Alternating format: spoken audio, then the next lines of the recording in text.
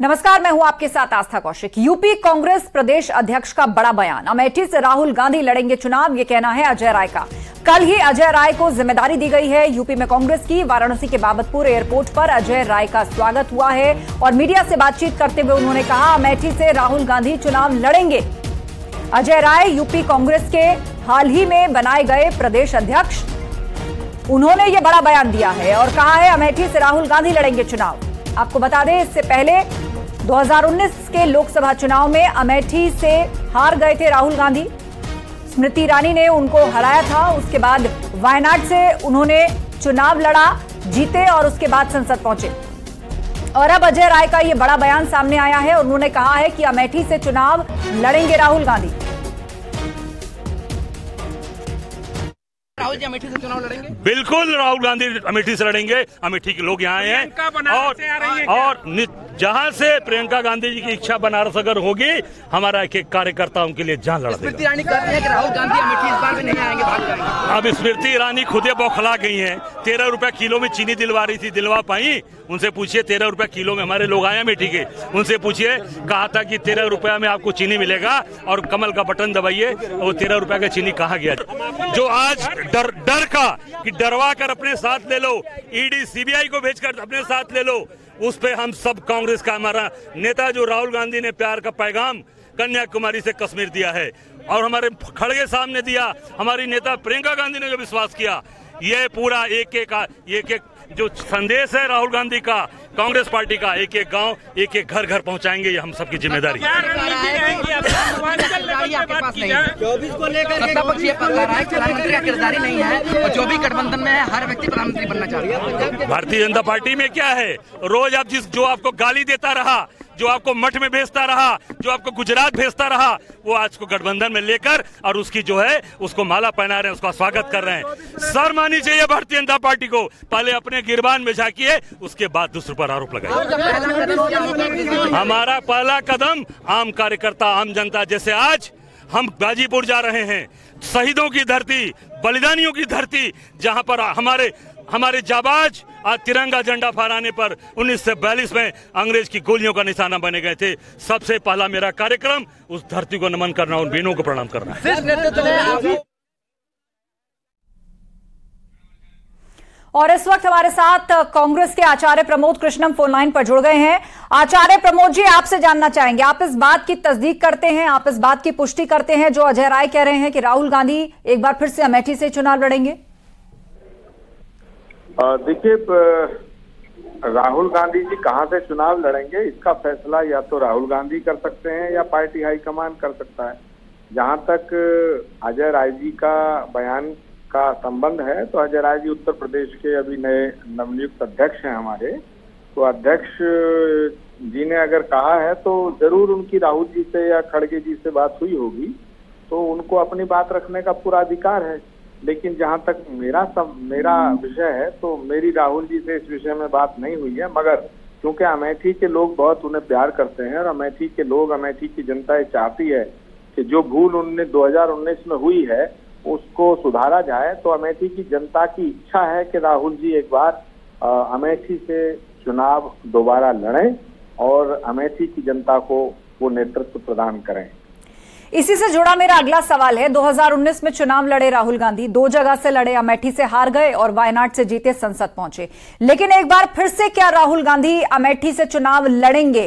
क्योंकि बीजेपी कह रही है कि अमेठी को तो भूल जाइए, अब रायबरेली को भी हम आपके हाथ से ले जाएंगे। देखिए, बीजेपी जो कह रही है वो बीजेपी को कहने का पूरा हक है, क्योंकि बीजेपी ये जानती है कि पूरे देश में अगर भारतीय जनता पार्टी को कोई पार्टी टक्कर दे सकती है, रोक सकती है, तो कांग्रेस है। और कांग्रेस में जो गांधी परिवार का सम्मान है वो एक अलग उनका स्थान है।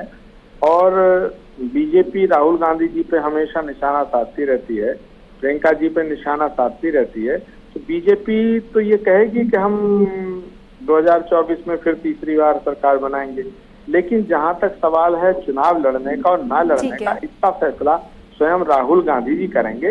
हम ये चाहते हैं कि अमेठी की जनता की भावना को देखते हुए राहुल जी एक बार फिर अमेठी से चुनाव लड़ें। ठीक है, हमारे साथ राकेश त्रिपाठी जी भी जुड़े हैं, बीजेपी के नेता। राकेश जी, यहां पर अजय राय कह रहे हैं कि एक बार फिर से चुनाव लड़ेंगे, लेकिन दूसरी तरफ आचार्य प्रमोद कृष्णम का कहना है कि अमेठी की जनता ऐसा चाहती है कि जो भूल 2019 में की, अब एक बार फिर से नेतृत्व प्रदान करे अमेठी को। देखिए, अमेठी अगर वो चुनाव लड़ना चाहते तो अमेठी चुनाव हारने के बाद यहाँ से पलायन न कर जाते। अमेठी से चुनाव हारने के बाद राहुल गांधी कितनी बार अमेठी आए हैं, इसका जवाब अभी किसी कांग्रेसी के पास नहीं होगा। सच्चाई ये है कि अमेठी की पराजय का स्वाद इतना बुरा लगा राहुल गांधी जी को कि राहुल गांधी उसके बाद वापस लौट करके उत्तर प्रदेश नहीं आते। अब वो अमेठी नहीं, उत्तर प्रदेश भी नहीं आना चाहते हैं। उत्तर प्रदेश से ही उन्होंने अपने आप को तौबा कर ली है। और आज उत्तर प्रदेश में अमेठी हो या रायबरेली हो, इन दोनों ही स्थानों पर 2022 के विधानसभा चुनावों में कांग्रेस पार्टी का क्या हाथ रहा है। उत्तर प्रदेश, पूरे उत्तर प्रदेश में कांग्रेस पार्टी केवल 2 विधानसभा सीटें जीत पाई। उनमें से भी एक सीट जो आराधना तिवारी जी की है, वो समाजवादी पार्टी के सहयोग से जीते हैं।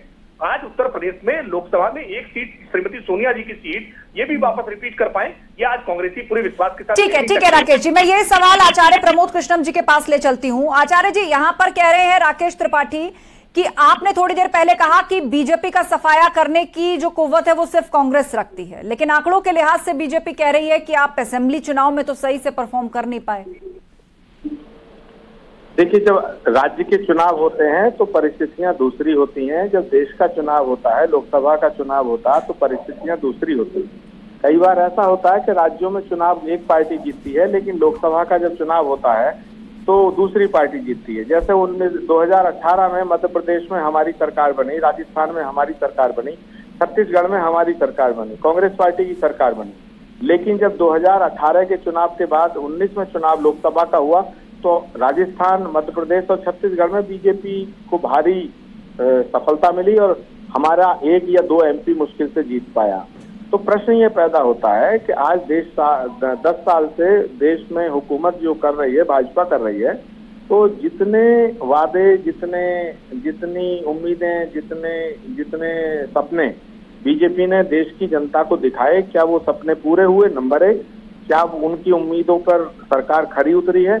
इस पर चुनाव होगा 2024 का। और मुझे लगता है कि परिवर्तन संसार का नियम है। जब कांग्रेस की सरकार थी वो आज नहीं रही, तो जो बीजेपी की सरकार है उन्हें भी ये सोचना चाहिए कि कल किसी और की सरकार आएगी। ये ऐसे ही चलता रहता है। ठीक है राकेश जी, राजनीति का काल चक्र है, ये चलता रहता है। जो कल था वो आज नहीं है, जो आज है वो कल नहीं रहेगा। इसमें प्रॉब्लम क्या है? मैं आचार्य जी की बात से 100% सहमत हूं कि परिवर्तन शाश्वत नियम है और परिवर्तन आज गरीबों के जीवन में आया है। प्रधानमंत्री नरेंद्र मोदी जी गरीबों के जीवन में परिवर्तन लेकर आए हैं। आज उनको पक्की छत मिली है, आज उनको शौचालय मिला है, आज उनको उज्ज्वला गैस का कनेक्शन मिला है, आज सौभाग्य योजना के तहत बिजली का कनेक्शन मिला है, आज आयुष्मान कार्ड के तहत स्वास्थ्य की गारंटी मिली है। तो आज लोगों को स्वास्थ्य, शिक्षा, सुरक्षा, हर मसले पर सरकार चाहे केंद्र की हो या राज्य की हो, उससे काम करके दिखाया है। ये जीवन में परिवर्तन आया है और इसीलिए जनता भारतीय जनता पार्टी के साथ है। उत्तर प्रदेश में जो लोग अपने आप को परिवार के आधार पर बहुत ही समझते थे, उसको खारिज करने का काम किया है। मैंने जो सवाल पूछा था कि उत्तर प्रदेश में विधानसभा में कहीं जीत नहीं पाए, इस सवाल का कोई जवाब नहीं है। अच्छा, मैं दूसरा सवाल पूछता हूँ, ये बताएं कि आज अजय राय को अध्यक्ष क्यों बनाया?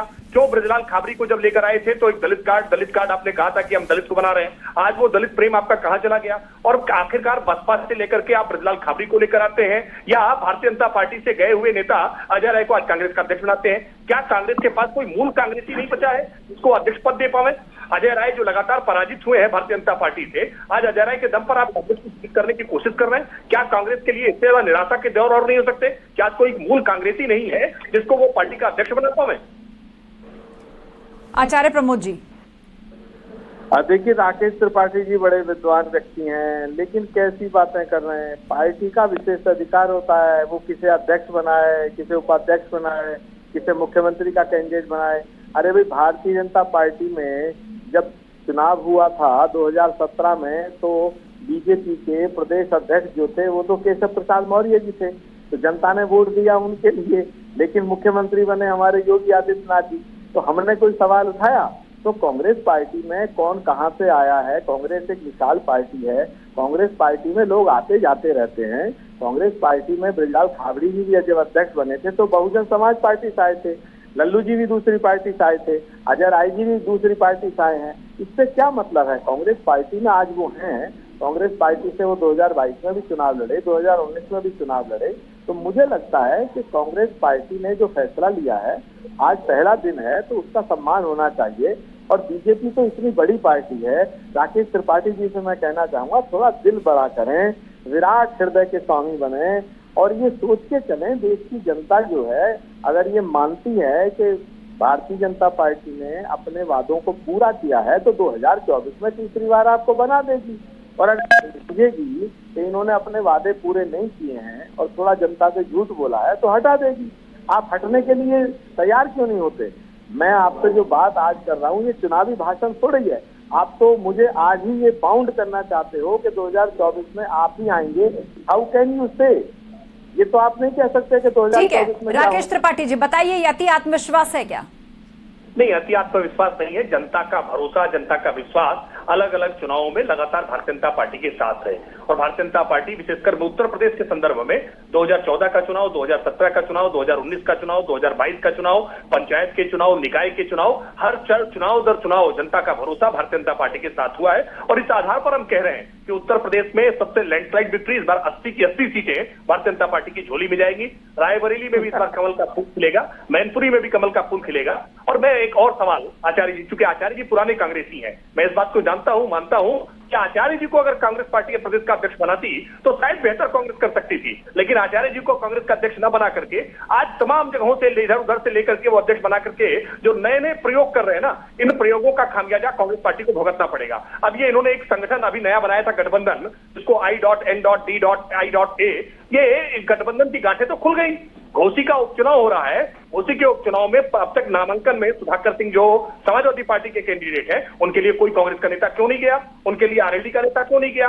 आखिरकार आपका ये गठबंधन कैसा है कि उत्तराखंड के बागेश्वर में कांग्रेस पार्टी का कैंडिडेट भी लड़ रहा है और समाजवादी पार्टी का कैंडिडेट भी लड़ रहा है? तो आपका गठबंधन पूरी तरह से फेल है, आपकी नीतियां पूरी तरह से फेल है।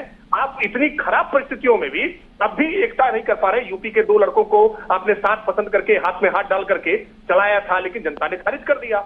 प्रमोद जी, मुझे लगे बहुत आग्रह के साथ कहूंगा, आप अपनी नीतियों पर पुनर्विचार करिए। आप जो कांग्रेस के मूल विचार रहे हैं उन पर वापस लौट करके कांग्रेस पार्टी को फिर से जीवंत करिए। ये जो आउटसोर्सिंग करके आप कांग्रेस पार्टी को चलाने का दावा करना चाह रहे हैं ना, चलिए ठीक है, आप दोनों के अपने अपने दावे हैं, लेकिन फिलहाल राहुल गांधी अमेठी से चुनाव लड़ेंगे या नहीं, इस पर कांग्रेस पूरी तरह पत्ते नहीं खोल रही है। लेकिन अजय राय ने जो मीडिया के सामने स्टेटमेंट दिया है वो ये कि बिल्कुल क्यों नहीं चुनाव लड़ेंगे राहुल गांधी, अमेठी से लड़ेंगे।